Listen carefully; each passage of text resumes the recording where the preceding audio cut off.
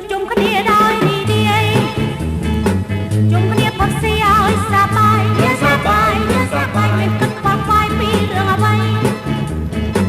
សប្បាយសប្បាយឲ្យអរដៃ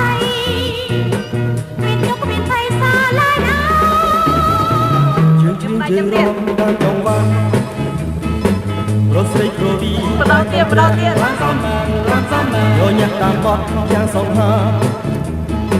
ជ្រៀងទៅរំទៅគុំរុញរីទាន់ពេលវេលាអស់ហើយ